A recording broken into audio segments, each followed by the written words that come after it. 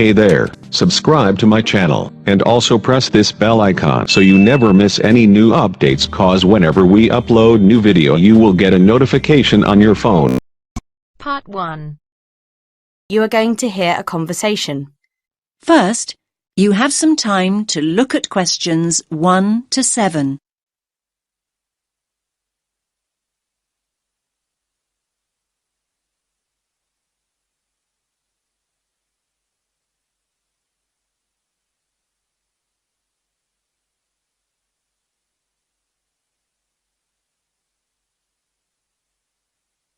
Listen carefully to the first part of the conversation and answer questions 1 to 7.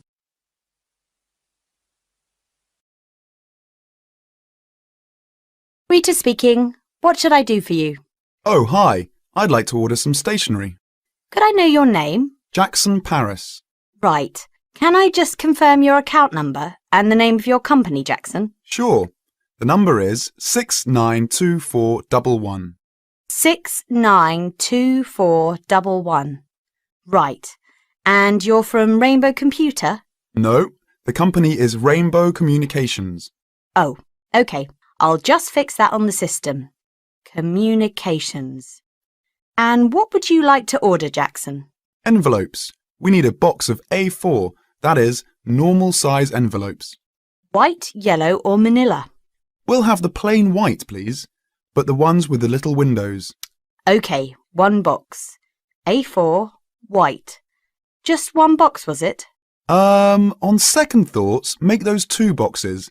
We go through heaps of envelopes. As a matter of interest, are they made from recycled paper? No, you can't get white recycled paper. The recycled ones are grey, and they're more expensive actually. Right, we'll stick to white then. Something else, Jackson? Yes, we need some coloured photocopy paper. What colours do you have? We've got purple, light blue, blue, light green, whatever you want pretty much. There are 500 sheets on the pack. Let me see. We're going to need a lot of blue paper for our new price lists. So can you give us 10 packs, please? Make sure it's the light blue, though. 10 packs of the light blue. Anything else that we can help you with? Let me think. What else do we need? I'm sure there was something else. Pens, paper clips, fax paper, computer supplies, office furniture. Oh, yes. We need floppy disks. Do you have those nice coloured ones? Yes, but they're a bit more expensive than the black ones. That's all right.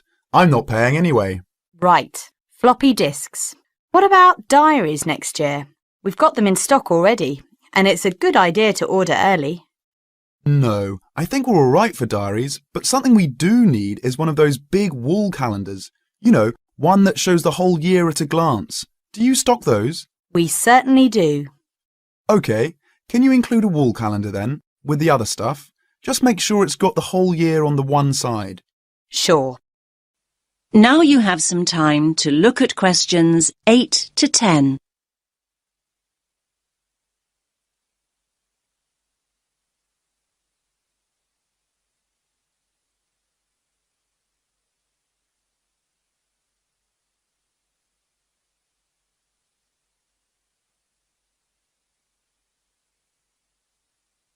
Now listen to the next part of the conversation and answer questions 8 to 10. And do you have a copy of our new catalogue? No, I don't. But would you send one? Yes, I'll pop one in with the order. You'll find it a lot easier to remember what you need if you have our catalogue in front of you next time. Yes, good idea. And when can you deliver this? Should be with you tomorrow morning. Can you make sure that it's not after 11:30 a.m? Because we have to go out at 12. There's only myself here on Fridays. Fine. I'll make a note in the delivery docket that they should deliver before 11:30. Thanks very much. Thanks.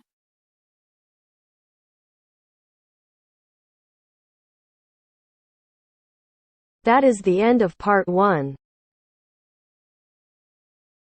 You now have half a minute to check your answers.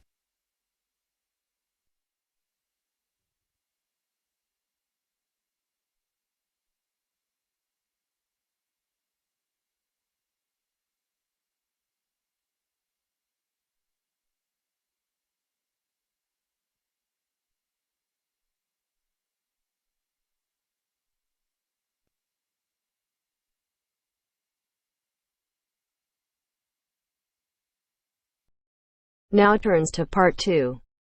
Part 2. You'll hear a man talking about living and working on Trinidad. First, you have some time to look at questions 11 to 15.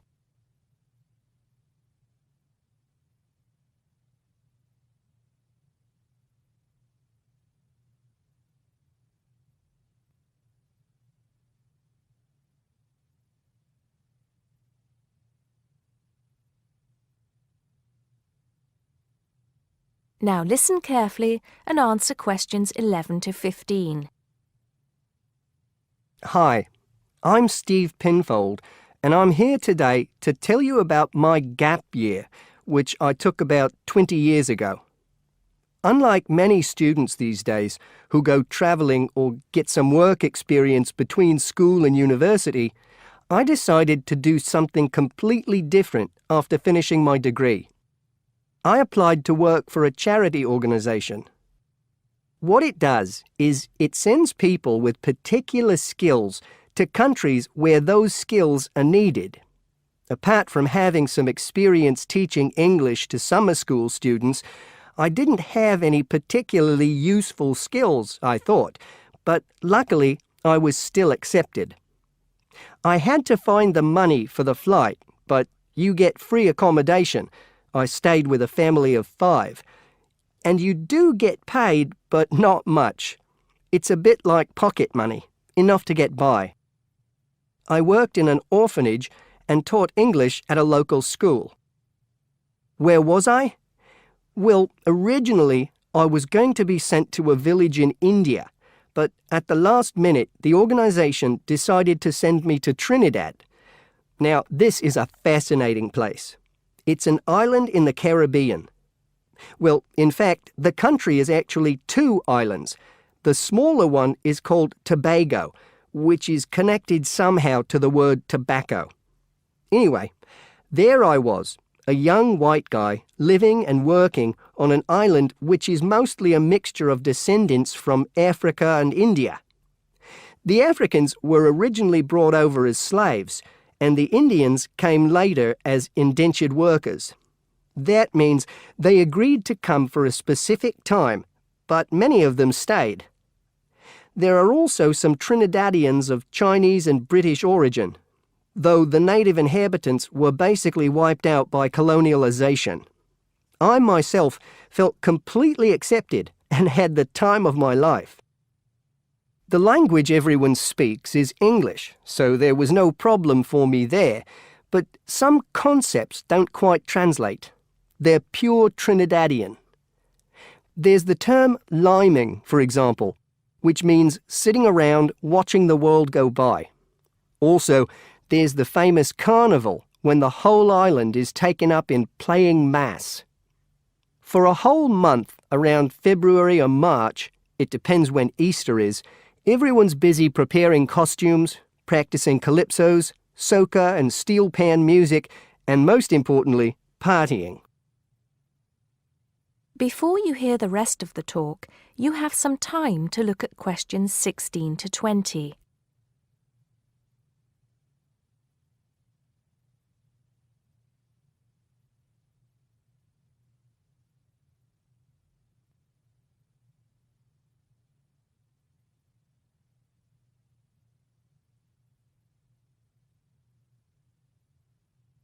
Now listen and answer questions 16 to 20. When the actual official carnival starts, it's days of 24-hour dancing in the streets. In Trinidad, it's called whining. You've probably seen this sort of thing on TV, in the more famous carnival in Rio, or even at the Notting Hill Carnival in London. Many people joined bands, each one of which has a theme. For example, the Sea or Jungle Fever, and they have costumes designed and made to go with the theme. These can cost $1,000 for the king and queen of each band. They're incredible. The whole city is a non-stop party zone full of colour and sound. It's serious too. The bands are in competition and the winner gets $1 million. Sorry, I got a bit carried away with those memories. Back to my real job there. The orphanage was called St. Augustine's, and that's also the name of the place where it was, St. Augustine, a town just outside the capital city, Port of Spain. I didn't have any particular job description, just to be with the children and tell stories, sing songs and play games. Oh, and we also went camping in the jungle once. I could tell you a few stories about that particular escapade. Every time I arrived at the gate, kids would come running towards me, shouting, with big smiles on their faces. The younger children seemed fascinated by my blonde hair and loved to touch it as if it was something miraculous. The English teaching I did 2 days a week in a primary school for 6 to 11-year-olds. The kids may have been poor, but they all wore neat and clean uniforms and were so respectful and enthusiastic. I've now been teaching for many years in different countries, and I still think those were the best students I've ever taught. What else did I do while I was there? I swam a lot. Can you imagine what it's like swimming with dolphins and with pelicans diving into the sea right next to you? More seriously, I trained to be a Samaritan. That's someone who listens and supports people who have problems with their lives. Overall, what I took from the experience was a sense of being in another culture, or rather cultures. As humans, we all share many characteristics, but we express ourselves in various ways. In Trinidad, there are lots of different communities and religions, and so many different kinds of festival to see. Hindu, Muslim, Christian, as well as some rather mysterious African traditions. There are quite a few Rastafarians too. Trinidad is, as Americans are fond of saying of their own country, a melting pot, where everybody is greeted warmly. Go and see for yourself. I'm not sure how it's changed since I was there, but I'd love to find out.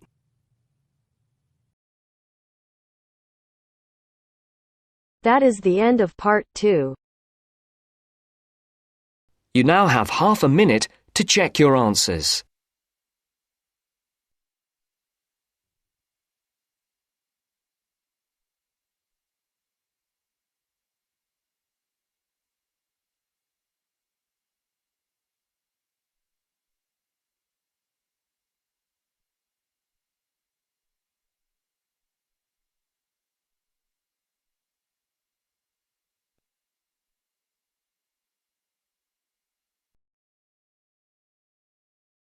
Now turns to part 3. Part 3. First, you have some time to look at questions 21 to 26.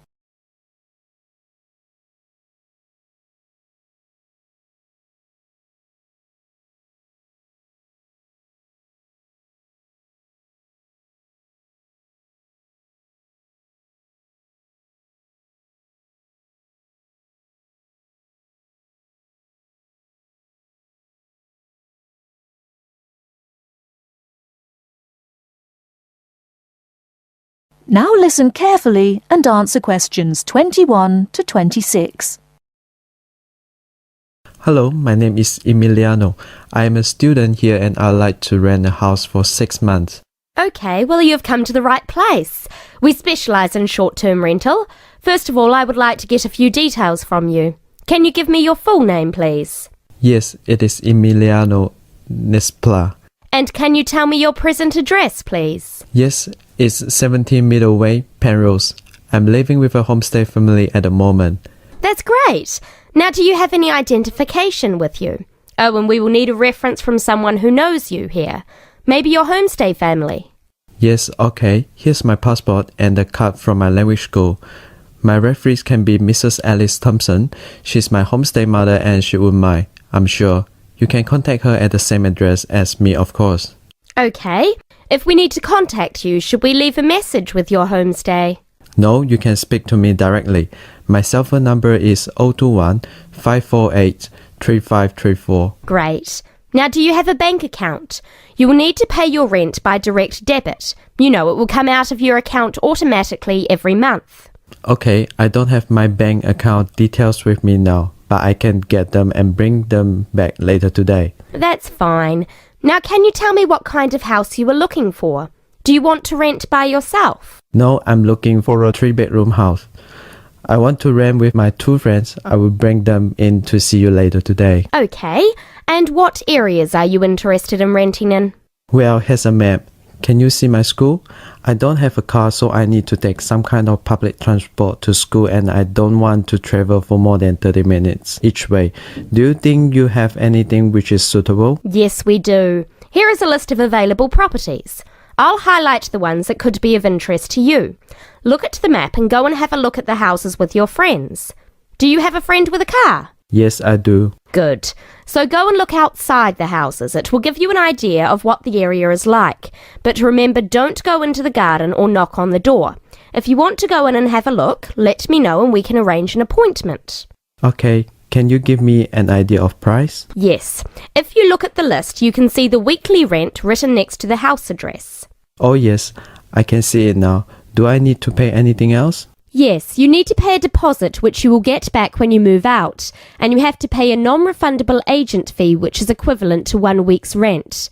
You will have to pay your bills when they come in every month too, of course. Okay, well, thank you very much for your help. What time should I come back with my friends and my bank details? How about 2:30 this afternoon? That sounds good. Thank you for your help. I'll see you later. Thanks for coming in. Goodbye.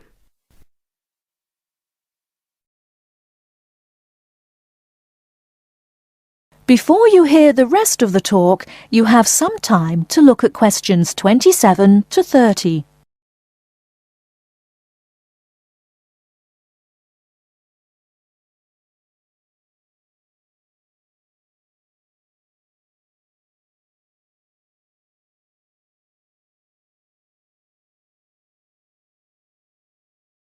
Now listen and answer questions 27 to 30.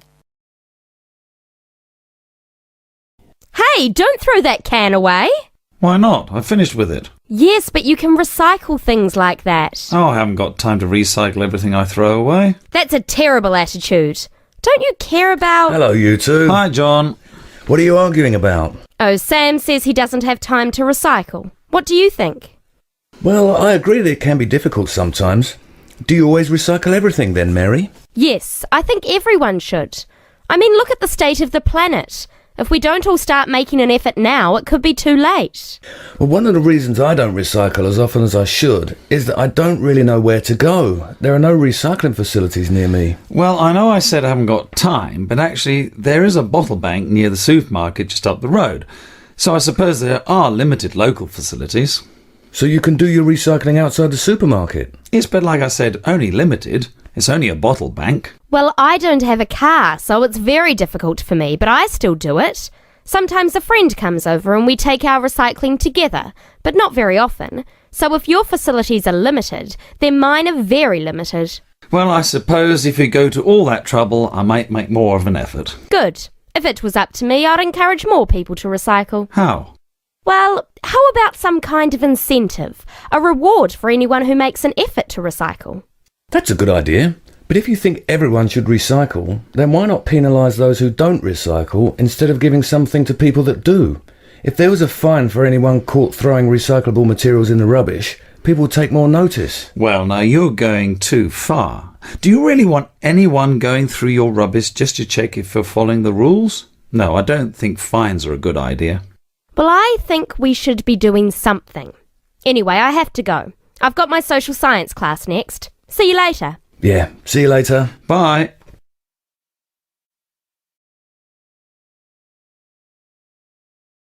That is the end of part 3. You now have half a minute to check your answers.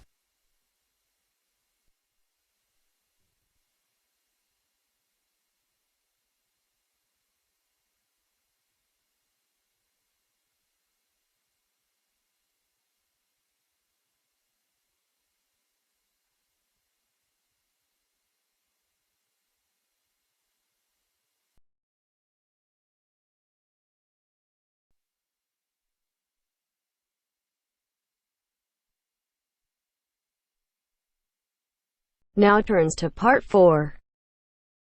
Part 4.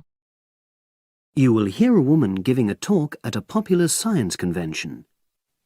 She is describing research into artificial gills designed to enable humans to breathe underwater. Now you have some time to look at questions 31 to 40.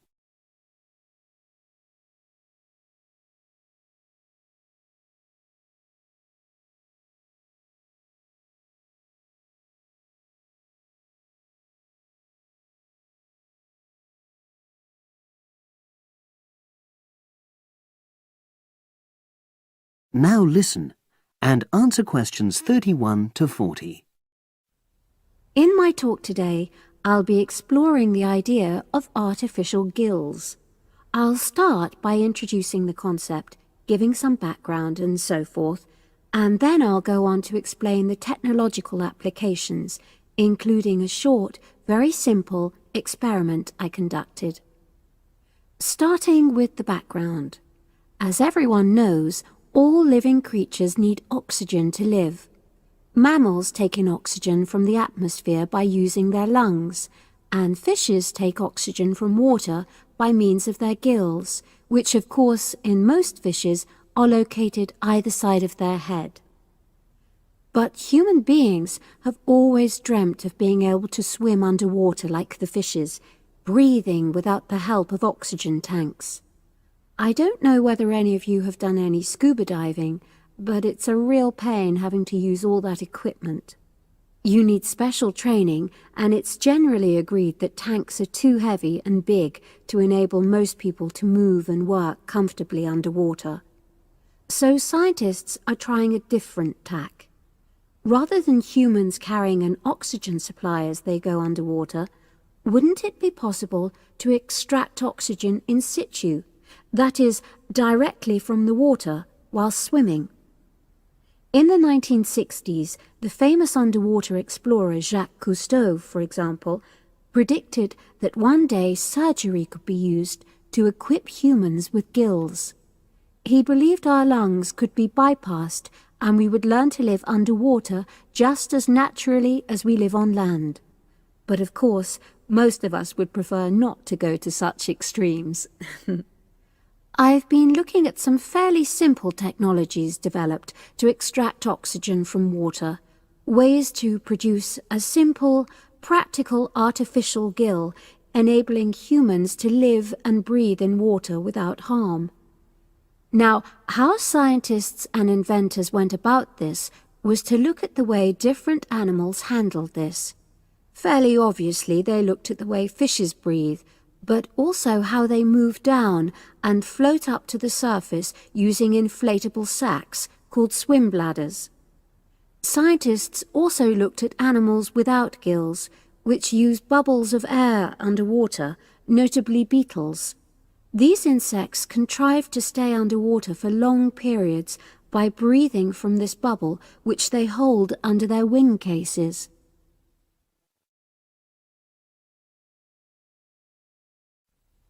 By looking at these animal adaptations, inventors began to come up with their own artificial gills. Now, making a crude gill is actually rather easy, more straightforward. You take a watertight box, which is made of a material which is permeable to gas, that is, it allows it to pass through inwards and outwards. You then fill this with air, fix it to the diver's face, and go down underwater. But a crucial factor is that the diver has to keep the water moving so that water high in oxygen is always in contact with the gill, so he can't really stay still. And to maximize this contact, it's necessary for your gill to have a big surface area. Different gill designers have addressed this problem in different ways, but many choose to use a network or lattice arrangement of tiny tubes as part of their artificial gills. Then the diver is able to breathe in and out. Oxygen from the water passes through the outer walls of the gill, and carbon dioxide is expelled. In a nutshell, that's how the artificial gill works. So, having read about these simple gill mechanisms, I decided to create my own. I followed the procedure I've just described, and it worked pretty well when I tried it out in the swimming pool. I lasted underwater for nearly 40 minutes. However, I've read about other people breathing through their gill for several hours. So the basic idea works well, but the real limitation is that these simple gills don't work as the diver descends to any great depth because the pressure builds and a whole different set of problems are caused by that. Research is being done into how these problems might be overcome, but that's another story, which has to be a subject of another talk. Despite this serious limitation, many people have high hopes for the artificial gill, and they think it might have applications beyond simply enabling an individual to stay underwater for a length of time. For example, the same technology might be used to provide oxygen for submarines, enabling them to stay submerged for months on end without resorting to potentially dangerous technologies such as nuclear power. Another idea is to use oxygen derived from the water as energy for fuel cells. These could power machinery underwater, such as robotic devices. So, in my view, this is an area of technology with great potential. Now, if anyone has any questions, I'd be happy to answer. Yes, lady at the...